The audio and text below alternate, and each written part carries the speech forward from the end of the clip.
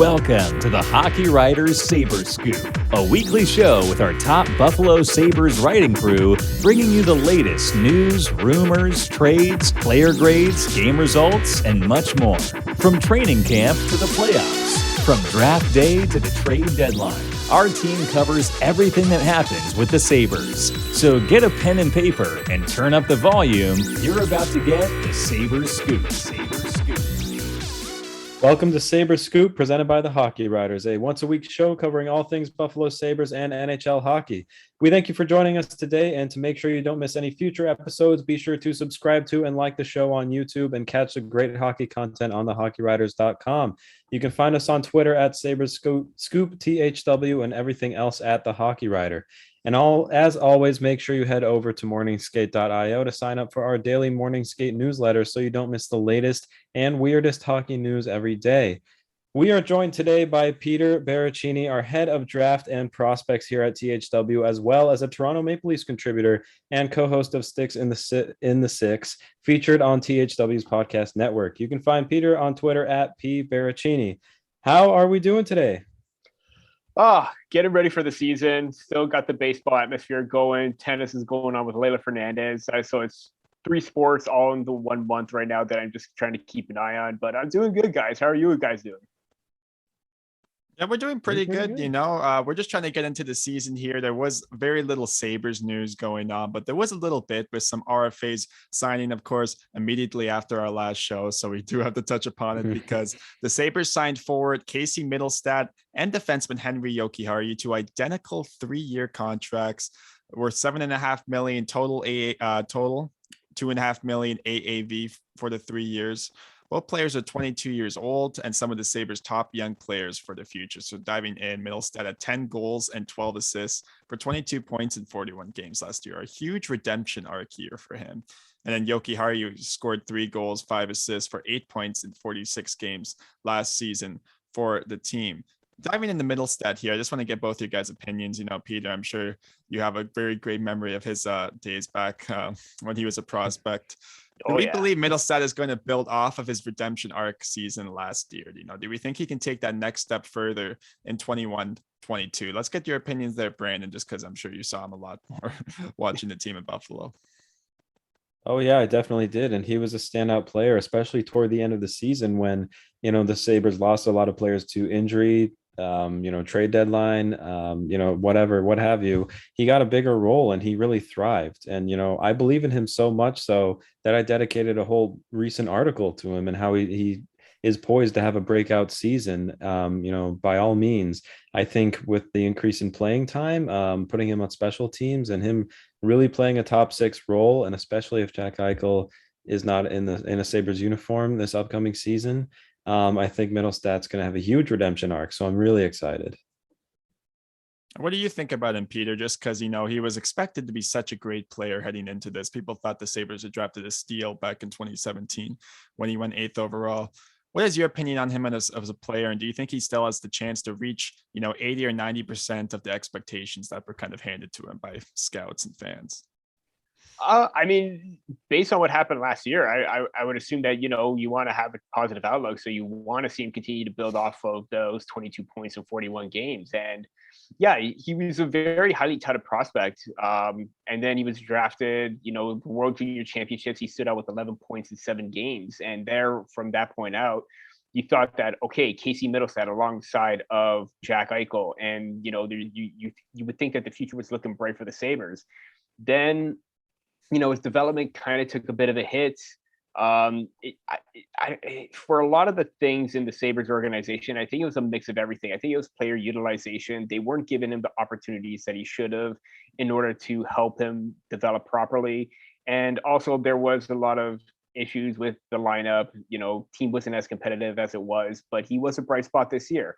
So with the direction that they're going in right now, with Don Granato as the head coach full-time, I would assume that, he's familiar with him the past few years. I think he's going to try and get the best out of him, and hopefully that he can live up to this contract. Small number. It's a prove me kind of contract, but I hope that he can do great things. No, I agree with you there. And specifically, Mittelstadt put up 17 points in those final 22 games of the regular season. Just terrific production from him. So I'm curious to see if he's going to continue to improve playing under Granato, like players like Deline have improved so much, because it'll just be interesting to see if they can keep up that level of production. And speaking about Jokiharju, do we believe that he can develop into that top four defender? You know, he played a lot of minutes with Rasmus Dahlin. I dove into the tape recently. I really like kind of how patient he is with the puck. He doesn't fire those low percentage shots. He'll make the extra play or try to make that extra pass, you know, to try to get the more high quality scoring chance. What are your guys' takes on him? Because I know that a few years ago, he had that terrific start with the Chicago Blackhawks. He looked like he was blowing people away. And then, of course, he regressed in the mean a bit. Ends up getting traded for Alex Nylander. So now, I mean, he's ended up in our organization and he's kind of just developed kind of smoothly, kind of under the radar. What do we think of Jokiharju? Let's start with you, Brandon. I like Henry Jokiharju a lot as a player. I mean, when the Nylander trade happened, Alex Nylander, that is, when Nylander was traded to the Blackhawks for him, I thought, wow, this was a really good, return. I really like this player. He's a great prospect. Like you said, he had a really impressive start as a rookie coming into the NHL. And I really don't think he's been half bad for the Sabres. Obviously, we've, discussed at length how they have not lived up to expectations since he's been here, especially. But I really like this deal that he signed to. And the fact that Mittelstadt is signed to the same one shows me that Kevin Adams has sort of an idea of kind of how he wants to usher these players into bigger roles. And I do think that Jokiharju could fill into, that 3-4 role on the Sabres in the long term. And I think he's a player who could be here long term. So I'm really excited about him. What are your thoughts on Jokiharju as a player, Peter? I like his poise. He's very confident with what he does. I mean, he put up really good numbers in junior with the Portland Winterhawks, but I assume right now, that offensive production may not translate as well here. As we've seen that 12 assists in his first season with Chicago, 15 and then 8 points in the past few seasons with the Sabres. So that, production is not going to be there at all. But I think he can still serve as that, middle pairing, even at best, or even if he has to get demoted down to third line or third pairing defenseman in that 5-6 spot, I think he's still going to do really well. I mean, he's got the patience, the poise, the puck moving abilities. He was actually someone that I wouldn't mind on, not to bring in the Maple Leafs, but when defense was an issue for them, someone that could be that steady presence on the back end. Still young, still developing, still a lot of potential in his game. And you know what? With the depth that they have on defense now, with Dahlin, Owen Power coming up in the pipeline, they got some really good depth, and they got some good pieces on the back end that can really translate very well. No, I like the Maple Leafs comparison there. If Jokiharju can end up being like Justin Hall is on this team, I think that's a decent outcome, because they're going to have guys like Power and Dahlin leading the bunch. And then they obviously have supporting cast and guys like Matthias Samuelsson coming up still. They have Ryan Johnson as well. So, I mean, if that's ultimately what Jokiharju ends up being as a number 4, which he's basically being paid to be anyways these next 3 seasons, I think that's a pretty good case scenario here for the Buffalo Sabres. Totally. Yeah. I think the future of the back end of the Sabres looks a lot brighter than other areas for sure. So I'm excited about him and others. Only one other topic of Sabres news before we dive into some really exciting prospect stuff that is the reason we brought you on here. So let's go into the other piece of Sabres news. This one just coming off of Twitter today. So, Jordan, do you remember, it was either last week or 2 weeks ago, when we talked about how the Sabres were having trouble selling full season ticket packages? No surprise there. Attendance has been declining and times are uncertain right now. They introduced half-season tickets. Well, that must not have worked out too well, because they announced today that they are selling quarter-season tickets. That's just 11 home games. And I checked today, and they're cheap. And I don't know if this is 100% true, so take it with a grain of salt. But a friend of mine told me you can get 11 games for $34 if you choose your games right and choose, poor opponents.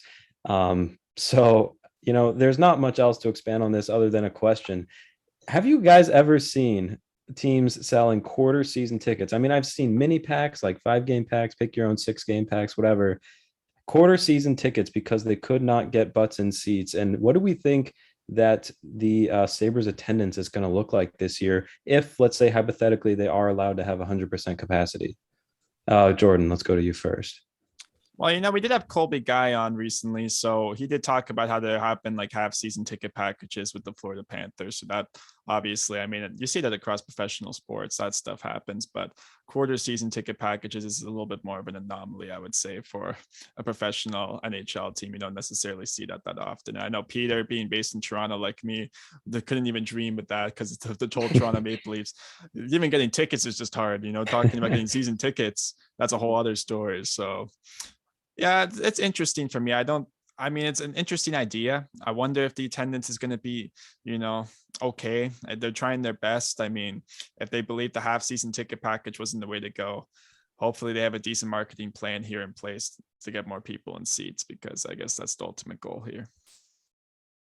Yeah, if they were like every single time the Maple Leafs would be doing that QEW series, I'd definitely be making the trip with that kind of price. I mean, I haven't seen ticket prices that low for any hockey game at all. Even I don't think junior hockey games are, in the range of $34, maybe just slightly higher, but that's really something. And sticking with Toronto teams, I remember back in 2008 or around that time when the Jays weren't doing so well and they had $2 promotional ticket nights.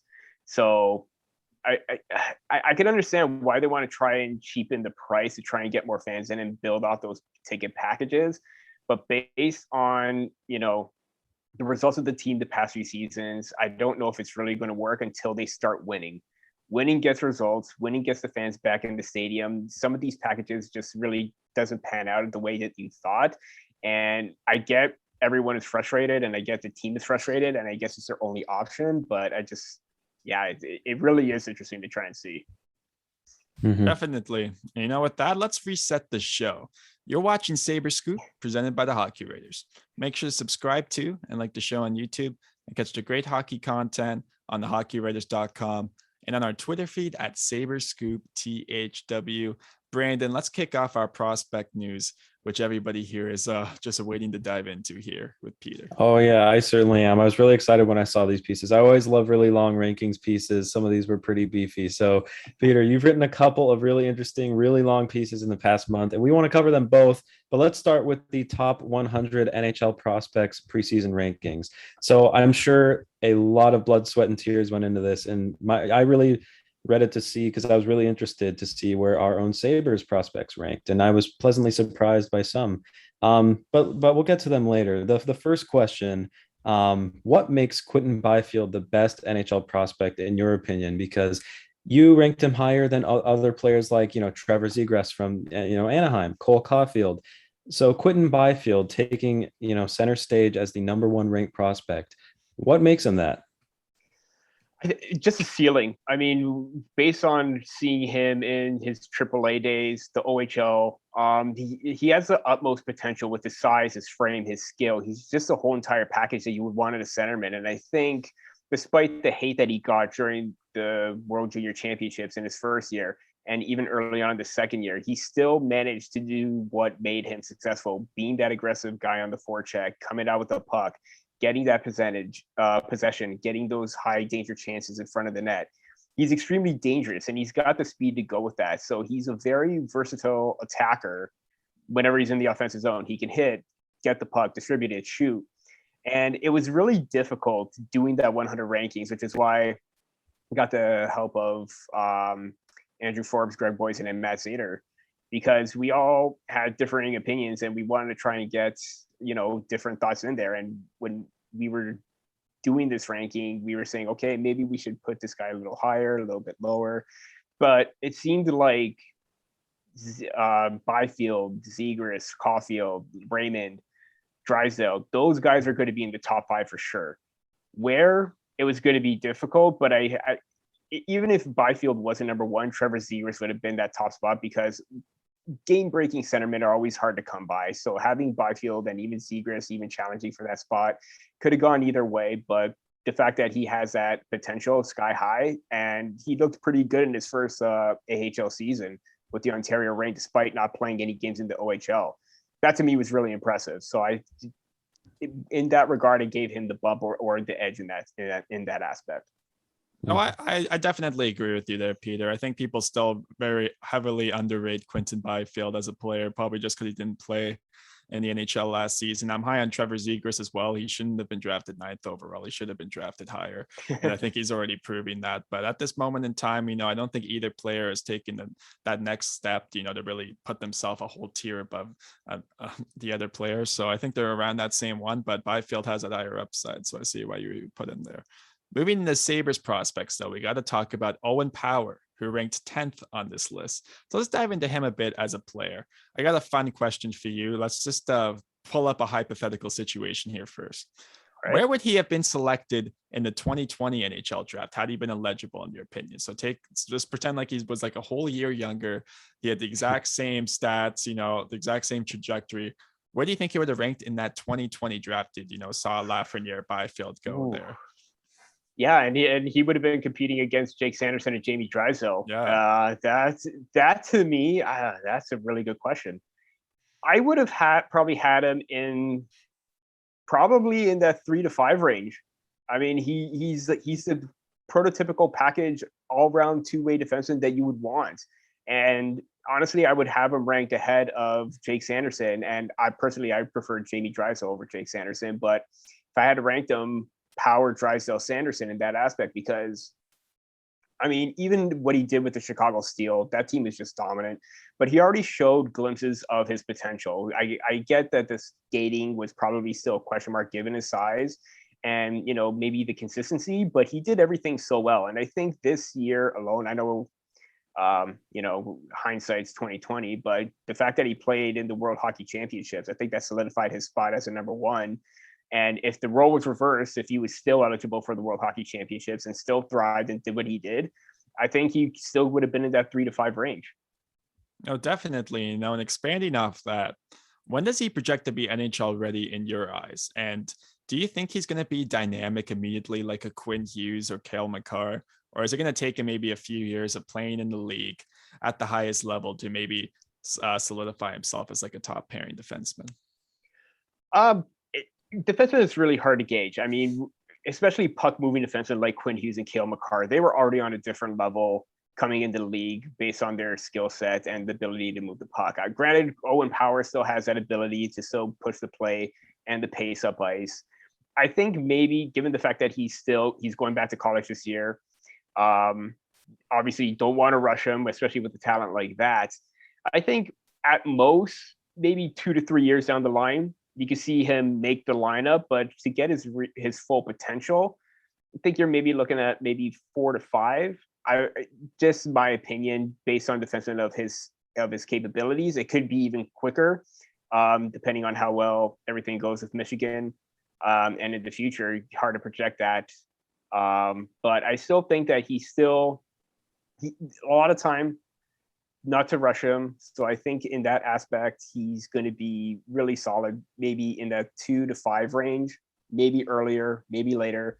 All depends on him, and it all depends on how well the Sabres, help in his development. Totally. Moving on to the second Sabre that you had. So for jumping from 10th overall in your rankings to 38th was Jack Quinn. This is a player that we both like, me and Jordan. So he ranked 38th in your rankings. Matt Zader of THW talked about how he struggled a bit with the defensive side of the game, finishing with a -14 on the season. But he did put up a modest 2 goals and 7 points before surgery ended his season. I have a feeling he would have increased that points total had that not happened. But he's likely headed back to the OHL. He'll look to use this pro experience to improve his overall game this upcoming season. That's probably going to be good for him, to be honest. Do you agree with Zader's assessment on this? Do you see him as sort of that middling to high ranked prospect at 38th? Yeah, I mean, even when he got drafted, I was a bit shocked to see him go as high as he did, especially over Marco Rossi, who I thought was the better player on the 67 team, and Cole Perfetti, who just dominated the OHL. I believe he had over 110 points, probably 111 off the top of my head, if I could remember. But yeah, I mean, he's a really good sharpshooter. Don't get me wrong. It's just there are some aspects of his game that I just thought still need some fine tuning that didn't really qualify him as a top 10. I think he's going to be still a work in progress. I think he's going to be a little bit longer before he reaches that level. And they need to be careful because the last time, I'm just going to use Casey Mittelstadt as an example. They don't want to rush him. don't want to throw him into a position where he's not fully ready, just like they did with Mittelstadt. Let him continue to develop all aspects of his game. Even defensively, I think there's some things that he could work on in his own end and his play away from the puck.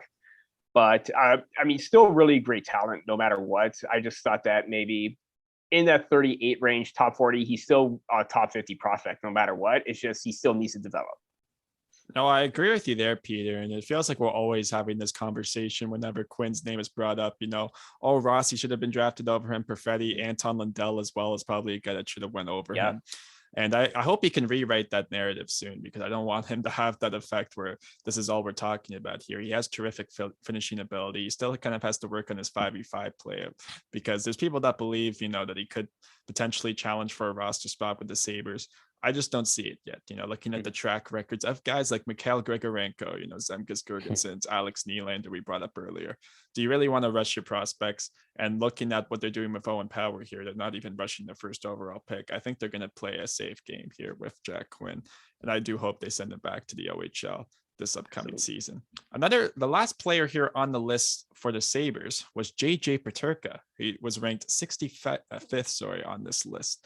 Brendan and I are quite high on him, and we believe he's around number 4 or 5 in terms of the best prospects in the Sabres organization. You did rank him ahead of Isaac Rosen, which is quite interesting in my eyes, who they drafted 14th overall last year as a prospect. Why is that in your opinion? Do you just believe, kind of based off the leap that Peterka made last year playing in the DEL, the way he played in the World Juniors next to Tim Stützle really ranks him ahead of Rosen at this point in their development? Yeah, I think it's a mix of that, and also he's got 1 year ahead of Isaac Rosen. Yeah. I mean, unless you're a full-on legit, I don't get me wrong, I love Isaac Rosen. I just don't think he could surpass Paterka at some point. I just don't think it's right now. Given the ability and the development that Paterka had, given his tenacious play style, I think that's something that the Sabres desperately need up in their lineup. And he has that. He has that innate ability to just continue to attack and battle no matter what the situation is. As for, again, going back to having him ranked ahead of Rosen, there are certain players that deserve to be ahead of other prospects in the system where should make that leap. Owen Power definitely has the potential to make that leap to be in that top prospect spot. I don't think Rosen's there yet. Some things that he needs to work on, because he does have that booming shot. We saw at the U18s how he torched it up, and that was a really good pickup. And even I'm just going to throw in Prokhor Poltapov, who was another late round pick. I thought he should have been in the first round. I can't believe that he fell that low. But another prospect that's definitely going to make some noise, and someone that could still be in their top 5. So if you're looking at Power, Quinn, Peterka, Poltapov as well, solid top 4 right there. And I think that the reason why I had, even going into the farm system, and then we're going to get to that, but I don't want to give too much, but the reason why they're there is because of the depth. I mean, it's very thin. So you have two really strong forwards in that top 5. It's going to be really great. Definitely. Moving out of the Sabres and into the general, just to wrap up this one article here with the top 100 prospects in the NHL currently, to put you on the spot a little bit, could you speak to who you think is the most overrated and the most underrated prospect in the NHL, in your opinion? Ooh. I have a lot of underrated players specifically on the top 100 list. Yeah, yes. Yeah, let's do that. Okay. Underrated, I am going to go with I'm putting me on the spot here. Underrated, I'm gonna go with Cam York. I know he's going to get a lot of attention in Philadelphia, and I think it may not be fair to say that he is going to be. I mean, he's already a top prospect, but I think he's got that ability to just be a strong 2-way player. I mean, what he did this year alone, college, World Juniors, AHL, I think he's primed to take a big spot or take a big leap in his development. So I think he's going to be really great. And I think a lot of people really aren't talking about him that way that he should. And I think he should get more attention based on his 2-way play, based on his ability to just be relentless and provide great defense on the back end. So I think he should be talked about more.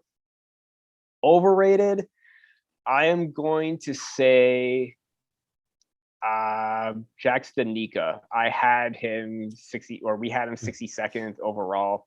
I got a lot of heat for this one based on the rankings, Boston's prospect system is very, very thin. I'm still high on him to still try and be that middle six, second line centerman. Time is running out for him.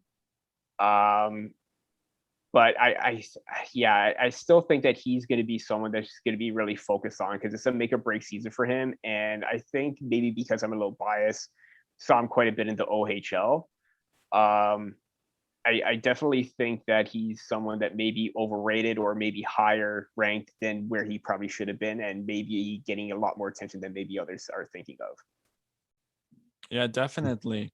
And the other big piece here, Peter, that you wrote recently was a complete ranking, 1 to 32, of all the NHL teams' farm systems at this point before the preseason. So there were some interesting placements there, including the Sabres. They ranked 12th on your list, moving up from 16th in the previous year. What still needs to improve on their end if they want to be within the top 10 for, say, next season when you do this rankings again? For them to stay in that range, I think it's still to bulk out their forwards. I mean, you have a game-breaking player in Dylan Cousins already, and the fact that Jack Eichel may be leaving, you want to get more stability and get more depth. You have that with Rosen, and I mentioned that with Poltapov as well. But they're not elite level talent. And I know it's going to probably be hard for them to try to get, actually maybe not so much, because I don't know. I mean, sorry to say this, but they may possibly be another lottery team this year. Who knows? Oh, they will. There's no way they're going to be. There we go. Okay. Okay. As long as you guys agree, then that's fine. But yeah, no, if they're going to be a lottery team and they're going to be in the hunt and win to get Shane Wright, the guy's a next generational talent for this league to come out and make an impact. So to have Shane Wright, to have Owen Power, to have Ukko-Pekka Luukkonen, who's projecting to be a starter, and he looked pretty good in the few games that he played this season. And not only that, you got Zachary Levi as well. So you have stability in net. You have some stability on the back end. You have great depth and forwards to build around. Now you just need that elite talent. If they're able to get Shane Wright, then they're able to move up immediately into the top 10, maybe top 5, just because of Shane Wright alone.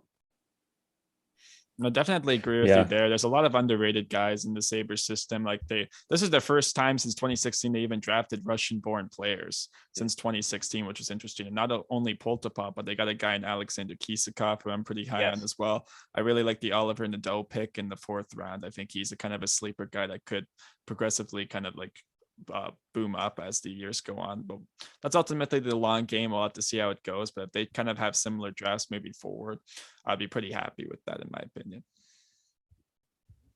For sure. So jumping from the 12th ranked Sabres on this list, let's go to the 1st ranked team, which was the Los Angeles Kings. So they have been featured pretty highly in a good way on both of your article lists, really. So what players stood out to you the most besides Quinton Byfield on the Los Angeles Kings that made you confident in ranking them first out of all NHL teams?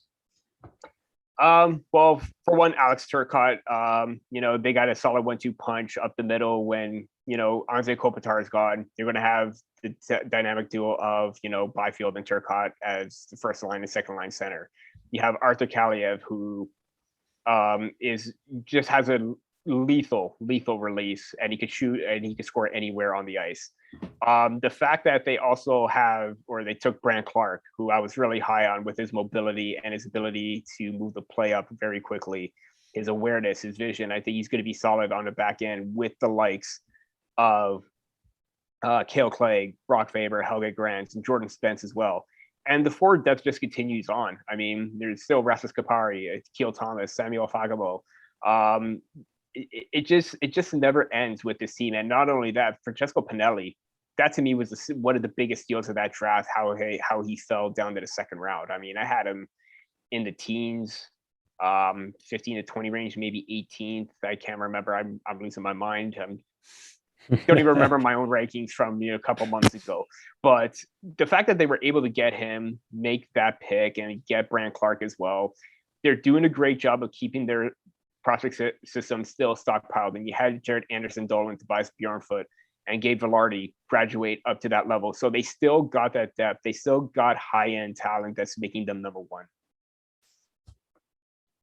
Awesome. Yeah, no, I totally agree. I think LA's, I grew up a San Jose Sharks fan, so I hate the LA Kings with a burning passion, but I really am excited about their prospects. The pool. I mean, they're going to be good in a short amount of time, which, really irks me because they were just good. But moving on here. We got well, thank you first of all for all that prospect knowledge. I'm sure our fans really appreciated it. I know me and Jordan certainly do. Let's move on to some general NHL news, shall we? We got the Montreal Canadiens, and this, of course, again happened right after we released our last episode, so we got to talk about it now. The Canadiens did not match the Jesperi Kotkaniemi offer sheet, meaning he is now a member of the Carolina Hurricanes. Using the first and third round pick that Montreal received as compensation, GM Marc Bergevin traded those picks, the conditional first next year, along with the second round pick in 24, to the Arizona Coyotes in exchange for Christian Dvorak. Couple of questions here. Were the Canadiens correct in not matching Kotkaniemi's offer sheet and letting him walk to the Canes? And was it the correct move to use those picks to flip them and get Christian Dvorak, who's projected to play behind Nick Suzuki? I mean, they could have gone after Jack Eichel, couldn't they have? Yeah, I mean, it seems like talking to any team, if you're going to have to give up a prospect first and everything like that, you're giving up top players, you're giving up top prospects for Jack Eichel, despite the questions with his neck injury. But yeah, to answer the first question, the right decision not to sign him. I mean, 6.1 for a third line center who really hasn't had great production, and the Montreal Canadiens just seem to stifle. I mean, benching him during key moments after scoring key goals in the playoffs. I mean, what did you want that player to thrive and reach his full potential? To me, it was the right move to not sign him. 6.1 was too high, and I know that's the whole entire 6.1 $20 bonus was just a major troll job itself. I can't believe that actually happened. But the second question, to flip the conditional first, especially for a player that's basically had the same point production as Jesperi Kotkaniemi, very, very risky. And I believe the condition is, if it's a top 10 pick, they're still going to get the lower of the first rounders. And if it's outside the top 10, then the Carolina Hurricanes are going to get the higher pick. If I'm not mistaken, if those are the conditions. If Montreal is outside the top 10 and they're giving up their first rounder and it's going to be lower than Carolina's, who's probably going to be in the 20 range, wouldn't you want to try and keep your own pick and then use the Carolina pick as leverage? To me, the 20 to 32 pick is going to be less valuable than the 12 to 15 or 17 pick that Montreal possibly could get. Tough division against Toronto, Boston, Tampa Bay, and even Florida as well. There's a chance that they're going to miss the playoffs. And if they're giving up that first round or that earlier first round pick compared to the later one, big mistake. I mean, I love Christian Dvorak. I love that he brings a lot to the team, but that price is just too high. No, I agree. I don't think Marc Bergevin thinks like us that the Montreal Canadiens are going to be missing the playoffs next year. I think he sees them, that team that went to the Stanley Cup Finals last year, and believes that they can really build off that. But now, already a few members, that team's already kind of changing drastically throughout the offseason with all of this news to Shea Weber, now Kotkaniemi leaving. It's going to be quite fascinating there. The one thing I will say, this was actually discussed on the Steve Dangle podcast recently as well, is Montreal really has the ability to acquire players, and they immediately kind of performed to the best of their ability for them. Remember Max Domi, he was kind of in a similar situation to Dvorak in that, he was having a bit of down seasons, he wasn't necessarily playing to the level that people projected them to. And then he goes and puts up a 72-point season in Montreal. Now, they weren't able to sustain that for the long term. But necessarily, in situations like this where people think Montreal has lost the trades like this, this happened with PK Subban as well when they traded him for Shea Weber. Shea Weber's ended up being a force for them for multiple years, really helped them in the Stanley Cup final run. So there's a hope there with Dvorak. I mean, he put up 72 goals next to Mitch Marner back when he played with the London Knights. So there's people that believe he maybe could be a second line center at the NHL level. I would have to think he's probably among the lower end of that. If he can ever reach it, I don't know if he's going to be able to be a higher end second line center, but they have him signed for term. They know he's going to be there. So that's ultimately what they went for instead of trying to go big and acquire an injured Jack Eichel at this point. So to wrap up the show here, we got to talk a little bit about Sidney Crosby, who underwent successful wrist surgery and will be out for the next 6 weeks. So that means he would project to miss the first 4 games of the season in the best case scenario. So he could end up missing more time. It's going to be within that first 10 games that he hopefully comes back, unless there's a setback. Evgeny Malkin projects to come back after him as well. So they're both injured to start this season. Like, this is going to be a huge storyline in the coming weeks, I would have to imagine, because that would make Jeff Carter their first line center at the moment. I'm sure they wish they had Jared McCann still as well, as do the Leafs. But as do the Leafs, yeah, exactly. So here's one thing. Does this almost guarantee that Brian Boyle, who they gave a pro tryout contract to, is going to start with the team? Like, they clearly, this happened a few days ago. I'm sure they suspected Crosby to have the surgery. Do we pretty much expect Brian Boyle to basically be signed after this training camp? And how do we think they're going to do? Because this could really sink their season. This can happen with teams. Like, if you can't gain momentum off the stretch and you have a first 10 games, are the Penguins going to be at risk here of missing the playoffs? Yeah, I mean, given the depth, going back to Jeff Carter, and we've seen him play more wing than center in his whole entire career. I mean, he could play both, but I've seen him mostly on the wing, especially in his time with LA. I think that's the main reason why they signed him, to try and build that depth, because then you're also looking at Teddy Bluger, who's seen bottom 6 minutes most of his career, Evan Rodriguez, Sam Lafferty as roster players that are on the roster right now. So you're probably looking at Brian Boyle being that 4th line center behind Carter, Bluger, maybe even Evan Rodriguez maybe bumps into that 4th, and maybe Boyle gets a 3rd. So there's a lot of questions, a lot of what ifs right now. And like you said, granted that it's still early into the season, there's projected to miss only a few games. It doesn't seem like a big panic button issue as if it were to happen during the regular season, because if it happened during the regular season, it would be, might as well just not necessarily give up, but it's time to pack in everything and maybe start looking next year, because without Crosby and Malkin, this team really is nothing, and they're lacking that center depth, giving up those picks, trying to stay competitive. It's going to hurt them, and I think maybe this year, regardless of what happens with Crosby or Malkin, I think maybe this is the year where they end up missing the playoffs altogether, because that Metro division, it's not looking fun at all for them. What's your take there, Brandon? Yeah, I mean, the Pittsburgh Penguins, I thought they were going to miss the playoffs, or at least were in danger of missing the playoffs last season, and I was dead wrong about that. I thought the goaltending just wasn't going to be able to hold, enough water for the team to make it that far. And they just always seem to find a way, even when it seems like Malkin is always injured.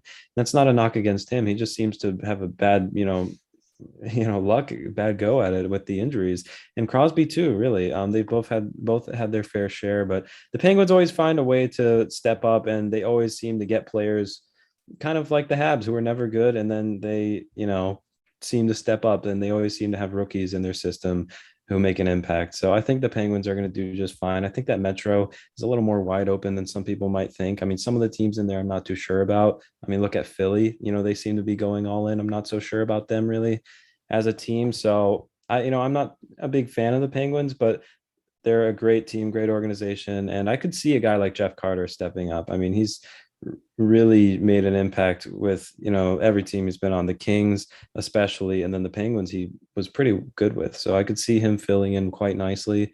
And if they're only missing Crosby and Malkin for 10 games, I think they could be okay. No, I agree with you, Brandon. Like, Pittsburgh and the Tampa Bay Lightning are the two organizations where they will literally just throw random guys in who I basically have never heard of or not that familiar with at all, and they end up being contributing members for their Stanley Cup runs. At some point, though, that is going to come back to the Pittsburgh Penguins. Like, they're eventually at some point going to falter, and we've said this for the past few years now. That downward trajectory is happening since their Stanley Cup win in 2017. It's all been first round exits for them. Sidney Crosby isn't just going to let this team lose. There's no rebuild during the Sidney Crosby era for the Pittsburgh Penguins. So I don't know exactly how they're going to make it work this year. You don't want to be stuck being a middling team, but are they almost going to be forced to?